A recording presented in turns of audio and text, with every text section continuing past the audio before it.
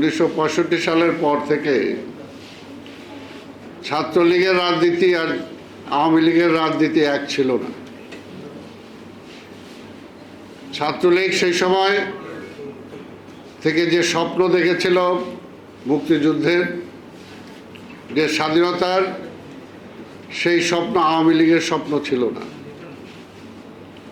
কিন্তু যখন এটা দেশ স্বাধীনের পরে আওয়ামী লীগের স্বপ্ন হয়ে গেল, তখনই কিন্তু সব ভ্রান্ত হয়ে গেল। আওয়ামী লীগ কি কোনোদিন ছাত্রলীগের সেই গৌরবোজ্জ্বল ইতিহাসকে স্বীকার করেছে? কখনো করে নাই। তার অঙ্গ সংগঠন আমরা বলি ছাত্রলীগ, কিন্তু ছাত্রলীগের নেতা আসম আব্দুর রব যে পতাকা তুলছে সেটা কি স্বীকার করছে? আজকে 7ই মার্চকে সমালোচিত করেছে কারা? কারা করেছে? 7ই মার্চকে তো কেউ অস্বীকার করে নাই, কিন্তু যখন 7ই মার্চকেও তারা কলঙ্কিত করার চেষ্টা করেছে যে সিরাজ আলম খানের মতো নেতারা শেখ মুজিবের পাঞ্জাবি টেনে ছেড়ে ফেলছিল, তারপরও নাকি তিনি তার কথাই বলছেন।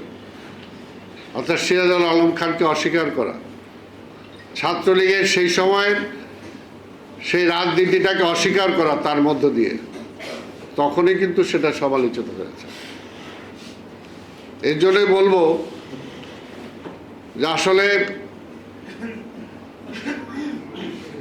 সত্যি কথাটা হলো এই যে মুক্তিযুদ্ধের মধ্য দিয়ে যদি মুক্তিযুদ্ধের পক্ষের শক্তিটাই ক্ষমতায় আসতো, তাহলে মুক্তিযুদ্ধের পরে যেটা সেলিম ভাই আবার বললেন, তাহলে সেটাই যদি বাস্তবায়িত হতো যে আমরা যারা যুদ্ধ করেছি আমাদের হাতে যদি ক্ষমতা থাকতো, তাহলে বাংলাদেশের চেহারা এটা হতো না। কারণ যারা যুদ্ধের নেতৃত্ব দেন নাই এবং যুদ্ধের সময় যারা অন্তঃস্থল থেকে আত্মস্থ করে নাই যে আসলে মুক্তিযুদ্ধটা দরকার। কারণ আমরা তো দেখেছি আওয়ামী লীগ যুদ্ধ করার চলাকালীন সময়ও এই খন্দকার মোস্তাকের নেতৃত্বে পাকিস্তানের সাথে কনফেডারেশন করতে চেয়েছে। এটা তো মিথ্যা কথা না। অনেক এমপি সেটার সাথে শরিক ছিলেন। যদি যুদ্ধ আরো দীর্ঘায়িত হতো, তাহলে কি চেহারাটা হতো?